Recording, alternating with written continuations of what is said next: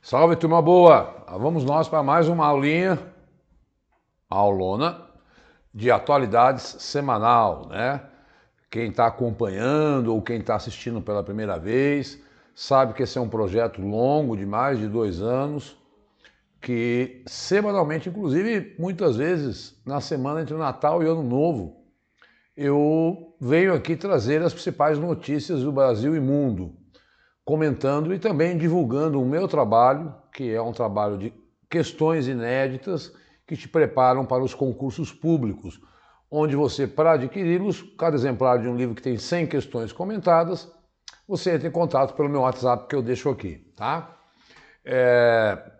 Cada semana tem fatos diversos, fatos diferentes, muitas vezes os assuntos ficam repetitivos, e nós temos que esgotá-los, né? Porque são fatos que estão deixando profundas marcas. Eu diria, por exemplo, que nessa semana você vai ver eu falar muito sobre a seca, tá?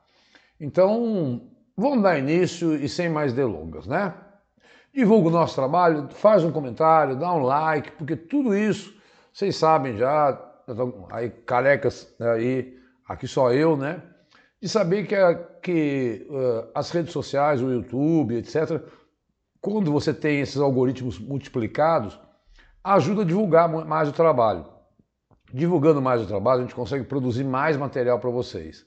Então, é uma ajuda mútua aí, né, nesse sentido, né? E conheçam o Vencendo Concursos, que é o curso que mais cresce e que mais editais abre de prefeituras no Brasil, tá? Então deixa eu ficar pequenininho. Voltando aqui. Ah lá, esse é o meu WhatsApp, para quem tiver interesse em conhecer as verdadeiras apostilas, né? Tirar dúvida, quer saber um pouco mais sobre o seu edital, o que eu estudo. Me seguir no Instagram eu acho uma boa, não porque eu quero ser o influencer, aliás, uma delas foi presa hoje, né? Deolane, nem conhecia esta criatura. Né? Nunca, não sigo influencers, sigo jornalistas, podcasts de ciência e etc. Segue a gente lá no Instagram, que é legal, porque eu publico muitas notícias, tá? Diariamente. Para o seu controle, semana de 28 de agosto a 4 de setembro, caminhando aí para o fim do ano. Olha, deixa eu sair daqui. O IBGE recalculou. Quando saíram os dados do censo 2022, já vinha sempre uma nota lá de rodapé dizendo que o censo não foi lá aquelas perfeições todas, porque muitas pessoas não receberam os recenseadores, e a estimativa que, quando o censo publicou dados oficiais do censo 2022, 203 milhões. Estimativa para agora de 212 milhões. Eu diria que entre 203 e 212, aí está aí, vamos chutar uns 208 aí, quase 210 milhões de brasileiros, né? São Paulo continua sendo o estado com o maior número de habitantes, quase 46 milhões de pessoas, e uma alta de quase 5% em relação ao dado de 2022. Você vai ter que estar muito atento aí no comando de uma questão que pergunte se o dado é oficial ou se é essa alta registrada em 2024, né? Então, e aí o que o censo também afirmou? Que a nossa população deve começar a encolher em 2042, 6 anos antes do que era previsto. Ou seja, nascem menos pessoas do que morrem, tá? Então, prevê-se que o Brasil tenha uma população de quase 200 milhões em 2070, né? Então, esta é uma medida estimada, tudo pode mudar. Depois, os mais populosos, Minas Gerais, 21 milhões, Rio de Janeiro, sempre quando se fala em eleições, né? O estado que decide as eleições no Brasil é Minas. E Roraima, que não chega a 1 milhão de habitantes aí. Então, esse é um dado atualizado de julho de 2024 e leva-se em conta que a população deve encolher, tá? Então, atualizando dados do IBGE, turma, tudo que vem do IBGE, como a semana saiu que em um ano crescemos 3%, né? Esses dados, as provas gostam de perguntar. E a gente acaba tendo que coloco lá nos livros de questões. Eu transformo muito esses temas que eu discuto aqui, que eu abordo, que eu comento, as notícias, porque a prova de atualidades é uma prova de notícias. Eles pegam a notícia e perguntam para você analisar aquela notícia, e é isso que exatamente eu faço, né? Conhecendo todos os editais municipais, estaduais, federais, que são todos iguais, né? Às vezes sai com nome de atualidades, às vezes com conhecimentos gerais. É importante, então, você entender que é assim que funciona. Dado o nome de pessoas, eles gostam de perguntas factuais, tá? A maioria das bancas. Algumas não, e aí eu comento quando é um edital de uma prova específica, tal. A Cisganrio já é mais analítica, por exemplo, tá? Vamos para a próxima notícia. Olha, isso foi a bomba da semana. Moraes manda suspender o Twitter, o X no Brasil, após rede não designar um representante legal no país. Ministro tomou a decisão após a empresa não obedecer a uma ordem de instituir um representante legal. Moraes impôs uma multa de R$50 mil a qualquer pessoa, porque esses VPNs são...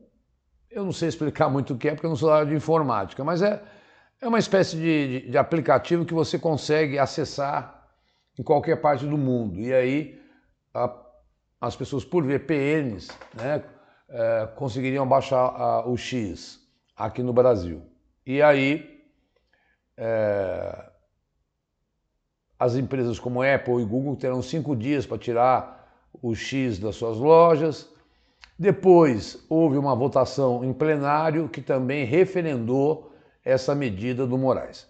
A briga do Moraes e do Musk é porque o Moraes é o responsável pelo processo das fake news, que está lá tramitando no Supremo há anos e não evolui por uma sentença definitiva ou por um regramento aí das redes sociais.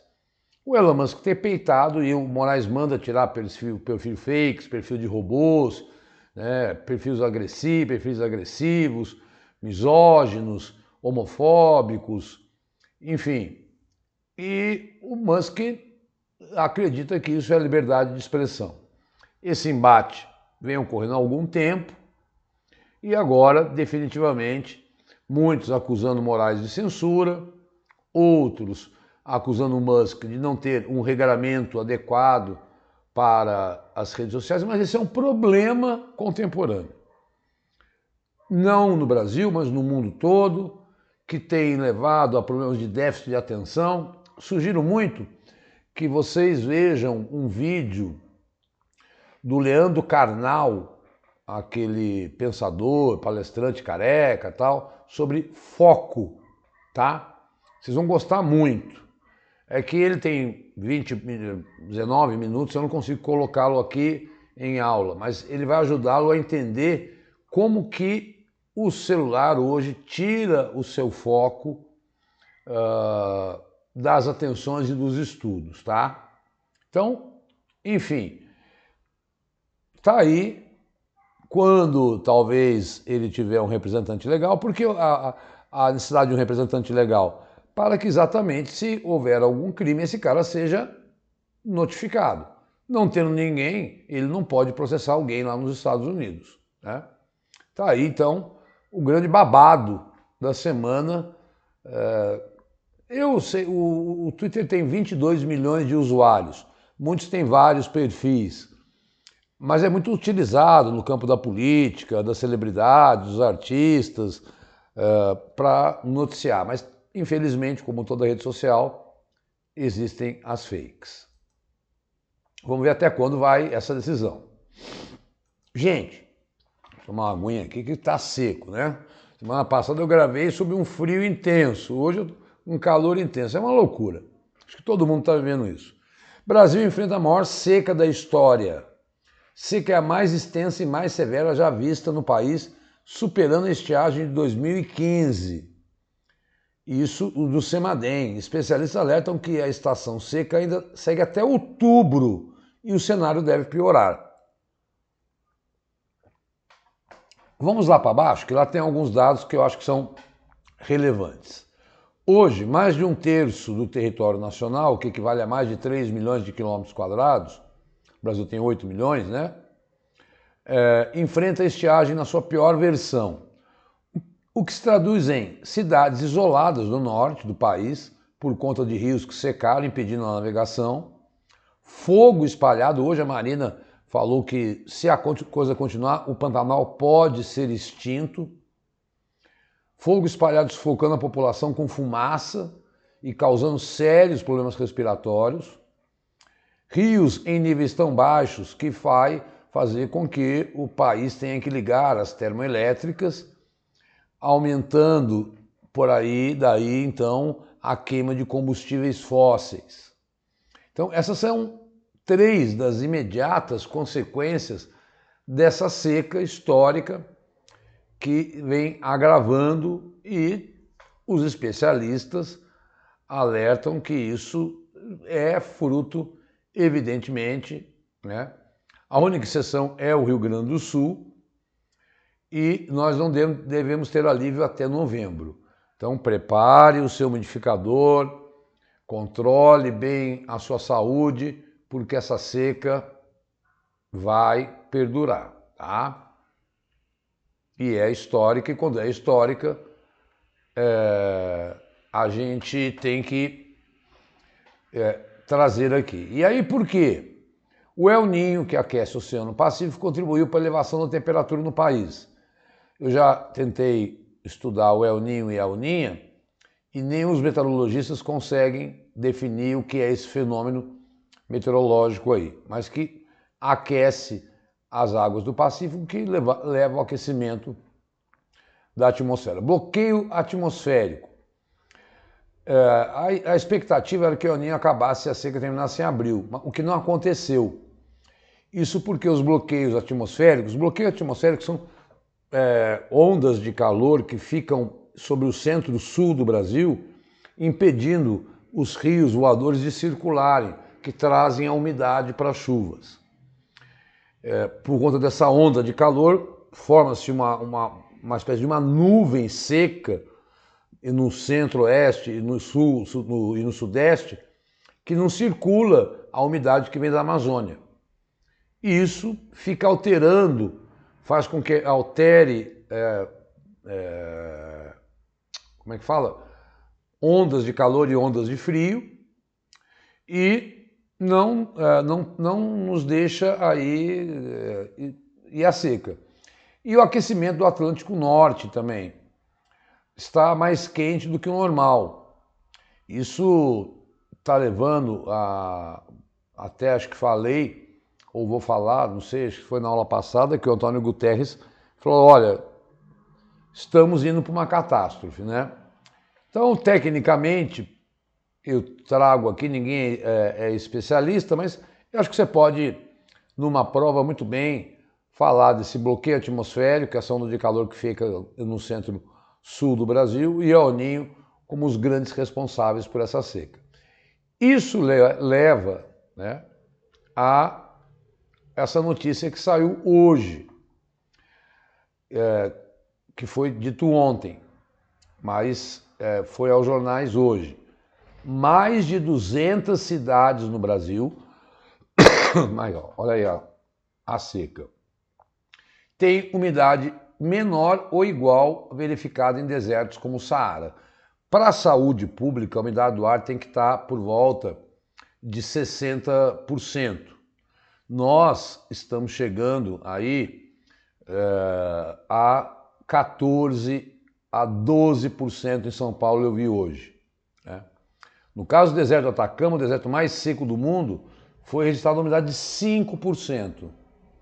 10 cidades chegaram ao índice de 7%. Isso aí está lá, para quem é assinante, vai receber o PDF, leva a vários problemas, como cansaço, problema respiratório, narinas e olhos ressecados, desconforto ainda maior para pessoas que já têm doença respiratória, como asma, rinite, bronquite, né?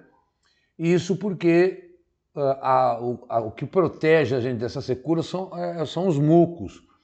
E esses mucos ressecam e aí a gente acaba enfrentando esse drama aí respiratório. Preocupante, preocupante, e aí é o que eu digo, como eu disse no começo da aula. Na grande maioria dos jornais, eu repito, eu leio 5 jornais nacionais e 2 internacionais todo dia, e este é o tema. Uma cidade histórica da Grécia, que há 45 anos estava submersa, apareceram as ruínas dela. Então, é o tempo todo eu trazendo aqui notícias, não porque eu sou um obcecado pelo tema, não. Quem me faz, a aula quem faz, não sou eu. A aula quem faz é a internet aí, é o meu celular que eu pesquiso, são os canais de TV de notícias que eu assisto. Eu cancelei meu streaming porque estava atrapalhando muito meus estudos e a minha preparação de trabalho, de aulas, que eu dou várias disciplinas, né? Gravo quase todo dia. Então eu falei, bom, não dá porque isso aqui consome o nosso tempo, tá? Então, não é uma coisa que eu quero ficar o tempo todo falando. É porque eu tenho sentido que nas provas e nas questões, cada vez mais a temática ambiental está aparecendo. E eu quero te deixar super preparado, entendendo os dados para argumentações e etc. Né? Manchetes. Deixa eu sair daqui. Acho que eu consigo ficar pequenininho. Amazonas registra recorde de 8.000 focos de incêndio em agosto. O número é o maior registrado. E assim, o ano passado eu falei, olha, bateu recorde. O ano retrasado bateu recorde. Todo ano eu venho num mês e digo, olha, está batendo recorde, está batendo recorde. Emergência, o governador decretou emergência em todo o estado. Mato Grosso lidera queimadas no Brasil com 24.000 focos detectados em 2024. Somente em agosto, 13.000. Agosto, um mês muito pesado para a seca. Então, aí a gente não tem estrutura humana para conter esses focos. Como eu falei, está aí a possibilidade de aparecimento do Pantanal daqui a algumas décadas. Olha que legal, Suécia recomenda não dar telas a menores de 2 anos. Órgão de saúde pública aconselhou pais a não deixarem filhos usarem telas antes de dormir. A agência citou pesquisas mostrando que o consumo excessivo desses aparelhos pode levar sono insatisfatório e depressão. E aí, se você assiste a esse documentário que eu falei, é muito legal, sobre foco, você vai entender por que a Suécia sempre é destaque. Ela voltou, por exemplo, com os livros didáticos escritos, porque ela percebeu uma queda no desempenho dos alunos. Tá? Maduro, não é a primeira vez que ele faz isso, adiantou o Natal para 1º de outubro. Meu Deus do céu. Vamos falar já mais sobre a Venezuela. Ele já fez isso em outras épocas, na época da pandemia, para aumentar o consumo, mas é claramente a intenção a Igreja Católica o criticou, de desviar a atenção por esse processo eleitoral super complicado. Olha, já está passando mais de 100 bilhões de investimento das montadoras no Brasil para construir o carro híbrido flex. Eu já falei da Volks, da Fiat, da Toyota, da Toyota? Não, foi uma outra aí. Da chinesa BYD e agora a GM, 7 bilhões em todas as fábricas no Brasil, 5 bilhões só em São Paulo, tá? Para 2025. Há um caminho irreversível aí, eu acredito, para os carros elétricos, que vai necessitar de uma adaptação muito forte, no caso brasileiro, né? De ter infraestrutura para reabastecer. Então, podem afirmar tranquilamente que as montadoras estão investindo bilhões de reais para modificar a produção de automóveis no Brasil, coisa que não acontecia há décadas, tá? Vamos lá para as internacionais. Essa é mais eu diria que é uma notícia de conhecimentos gerais. Às vezes a gente tem que ter, assim, um conhecimento amplo sobre como certas estruturas funcionam. Hoje eu vi um dado que já chegamos a 1.000 casos, já tivemos da varíola dos macacos, a Mpox no Brasil. São Paulo é o estado com o maior número. Não é uma pandemia, não é uma epidemia, mas é uma doença muito complicada, deixa muitas feridas no corpo, afeta o cérebro. Mas a OMS alertou que existem outros vírus que são mais letais e que ainda atuam no Brasil, né? Já temos casos da Mpox na Tailândia e na Suécia.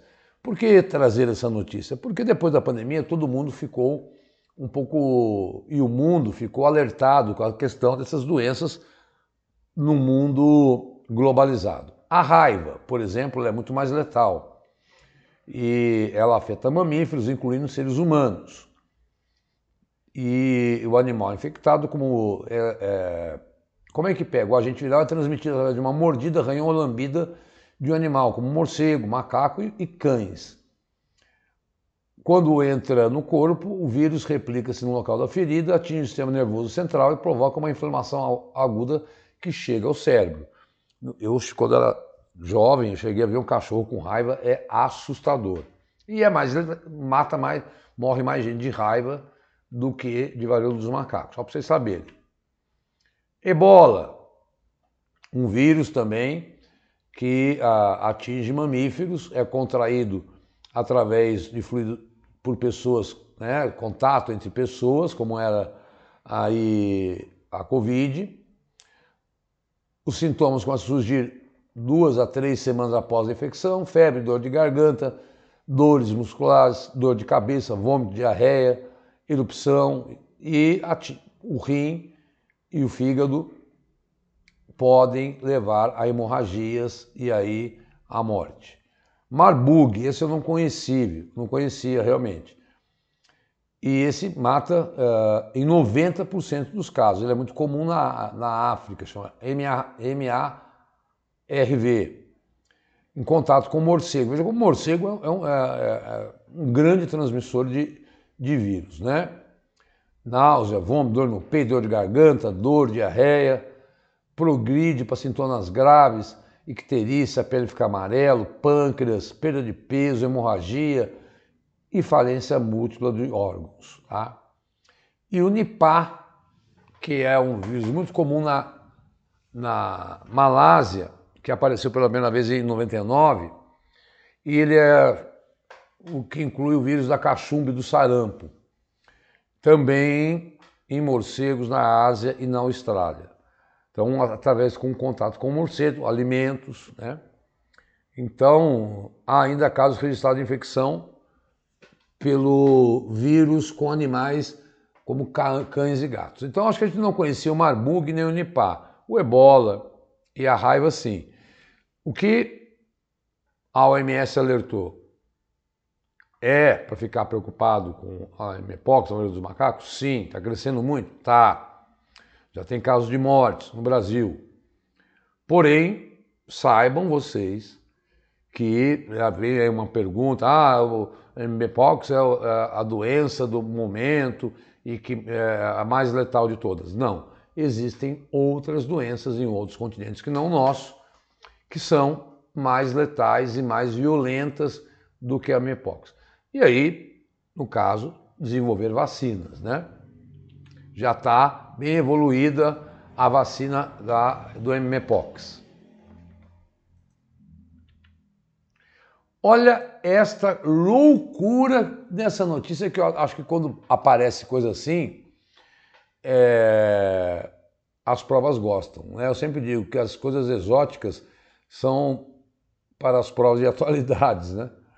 Deixa eu tomar um golinho de água. Trabalhadores do Japão precisam contratar agência para conseguir ajudá-los a largar o emprego. Nos casos mais extremos, chefes mal-humorados rasgam carta de demissão e assediam funcionários para forçá-los a ficar. O Japão tem uma cultura de excesso de trabalho há muito tempo. Funcionários de vários setores relatam horas punitivas, alta pressão dos supervisores e deferência à empresa. Esses empregadores são conhecidos como black firms, né? O professor de recursos humanos da Escola de Negócios lá de Tóquio disse que a situação se tornou tão urgente que o governo começou a publicar uma lista de empregadores antiéticos para dificultar a sua capacidade de contratação e alertar os candidatos sobre os perigos de trabalhar para eles. A pressão psicológica que a cultura impõe. Não é o trabalho escravo, como aqui análogo à escravidão, como temos no Brasil. Mais de 370 empresas foram colocadas na lista de agências trabalhistas em todo o país. Enquanto o mundo discute a semana de 4 dias como mais produtiva, o Japão anda na contramão. E isso não tem trazido bons sinais para a economia japonesa, que não anda nada bem. Mas o número de pessoas que entram com pedido de indenização por estresse mental no trabalho está aumentando, subindo de 341 para 2.000 no mesmo período, né? Então, 54 pessoas morreram de problemas cerebrais e cardíacos. Gente, que loucura! Que loucura, não que eu seja um vagabundo, mas a pessoa não conseguir ser demitida. E o Japão não está resolvendo o seu problema econômico. Nós sabemos que a economia não está crescendo, né? E essa pressão psicológica, uma cultura tão desenvolvida, tão revolucionária, apresentar esse dado é, assim, triste, né? Mas, enfim, tendo uma questão como essa, eu acho bem interessante aí você poder citar numa redação, tal, esse tipo de assédio que existe lá no Japão, tá? Bom, tá aí o grande impasse. O Nicolás Maduro mandou prender o candidato da oposição, o González, por quais crimes, né?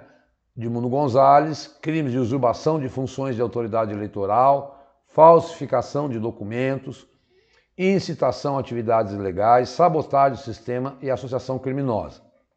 Então, bom, como é que está essa situação? O Brasil não reconheceu a vitória do Maduro.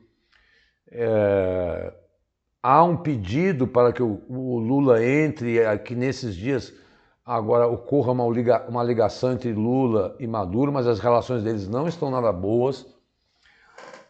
A União Europeia não reconheceu, um avião da Venezuela foi preso na República Dominicana como sanção econômica pelo resultado eleitoral. O González está se escondendo de casa em casa. O Celso Amorim, que é o assessor especial para assuntos internacionais, deu essa declaração que está muito preocupado com a situação na Venezuela. E você viu que eu acabei de contar que ele mudou até a data do Natal. E é isso, né? Me lembra o Putin, que mandava prender os seus opositores, e até lembram que o Navalny morreu na prisão esse ano. E eu reitero, O que faz Nicolás Maduro se manter aí após um mês das eleições sem publicar as atas é ter o controle da Suprema Corte, é ter o apoio das Forças Armadas, é ter o controle do sistema eleitoral, é ter o controle do sistema estatal de notícias, apoio da China, apoio da Rússia, mas ele, mais uma vez, está aí caminhando para se confirmar como um dos piores ditadores da América Latina nas últimas décadas, levando a mais de 6 milhões de venezuelanos a fugirem do seu país. Eu gosto de contar que eu conversei com um venezuelano, peguei um Uber uma vez, e era um venezuelano, e ele me contou durante toda a viagem, eu não vou relatar aqui, mas o drama que foi ele chegar de Roraima até aqui e veio, se instalou em São Paulo, conseguiu habilitar a carteira dele e foi trazendo a família aos poucos. Hoje ele consegue viver com uma certa dignidade aqui em São Paulo, mas fugindo do regime que impõe uma pobreza absoluta à grande maioria da população, mas que, por outro lado, tem respaldo interno em setores. Enfim, é aquilo que eu digo, né? Assim como na guerra, ontem o maior ataque ocorreu este ano, 50 pessoas morreram em Kiev. Algumas notícias acabam virando capítulos de novela nas nossas aulas, onde a gente vai acrescentando ou vai mostrando as coisas que escalam, os conflitos que agravam. Graças a Deus, o conflito no Oriente Médio, que a gente temia, o Irã, contra-atacar Israel, ainda não houve. Mas a Rússia, nos últimos 2 dias, tem intensificado muito o ataque na Ucrânia e, enfim, é a ditadura na Venezuela com problema. Esses conflitos, as provas gostam muito que você esteja bem atualizado, acompanhando bem aquilo que está acontecendo naquele momento, tá? Então, por isso, praticamente em toda a aula eu trago uma informação sobre a situação nesta semana de Venezuela, de Ucrânia e Rússia e agora também aí Israel versus Palestina. Esse final de semana foi muito pesado para o primeiro-ministro Benjamin Netanyahu, que governa Israel. Ele foi muito atacado, brigou com o chefe militar publicamente, porque ele resgatou aí 6 reféns que foram mortos e que Israel encontrou na faixa de Gaza. Explodiu uma greve geral dentro de Israel. Isso é para que você entenda que Benjamin Netanyahu e essa guerra não é uma unanimidade para os israelenses. As famílias querem os reféns de volta e, para além disso, há esta preocupação aí, sem dúvida nenhuma, com os cerca de 60 reféns que ainda estão lá e que Israel não está conseguindo resolver. Vai dar 1 ano, foi em outubro do ano passado que houve o ataque. E aí o povão foi para a rua meter a boca do Benjamin Netanyahu. Atenção que ele não é 500 mil manifestantes. Ele já teve muitos problemas por causa da denúncia de corrupção, está arrastando uma greve e está desagradando, como se diz, gregos e troianos aí nesta investida.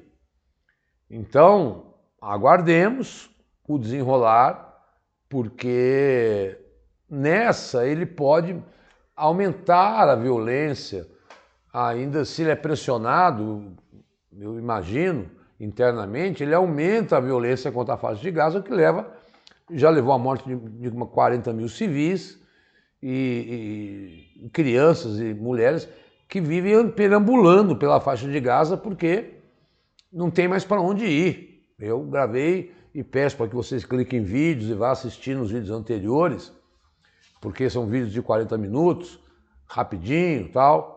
Assinem o Vencendo, que vocês têm acesso em PDF também. E eu acho que tem que, assim, haver uma negociação para o cessar-fogo. A todo momento tenta-se essa negociação e ela não evolui. Pessoal, então, aqui, olha, eu deixo os livros que eu deixei o 16 aí, porque geralmente é de um ano que eles pedem as questões de atualidades, há 6 meses, mas o 17, o 18 e o 19, que são os livros que eu falei de questões inéditas, comentadas, Brasil e Mundo, cada exemplar é 25. Levou 3, eu estou fazendo uma promoção para ajudá-los. E aí a pessoa manda para mim, eu queria... Teve um rapaz que eu achei interessante, ele falou, você pode mandar um livro antigo só para eu conhecer a didática tal do seu trabalho? Eu dei um livro para ele, antigo lá de 2023, para ele conhecer o trabalho. Eu acho natural, as pessoas não têm obrigação de comprar nada, né? Mas o que eu quero destacar é que isso foi um pedido dos alunos, porque não adianta você pegar questão antiga de atualidades, porque não vai valer. Você tem que pegar a questão do momento. E o último que eu soltei foi de 30 de abril a 10 de julho. Estou quase acabando, eu acho que até a próxima aula eu já anuncio o livro 20, de 10 de julho a 10 de setembro, tá? Faltam 6 ou 7 questões e aí eu preciso de 6 ou 7 temas. Maravilha, pessoal? Como é que eu faço, Diogo? Ora, simples assim, manda um WhatsApp. Eu gosto muito que você mande o edital para mim, para eu falar, olha, eu recomendo esse ou aquele. Se eu achar que não deve, pegue só esse, qual é o tempo? Olha, vamos focar só nisso, você tem pouco tempo para a prova, tal. Então, não deixa para estudar atualidades em cima da hora, porque você vê aí quantas informações nós temos, né? Para quem está assistindo pela primeira vez, esses aqui são os endereços do Vencendo Concursos no YouTube e nas redes sociais, para que você conheça os planos e os projetos, os planos de estudo que nosso coordenador constrói com vocês, tá?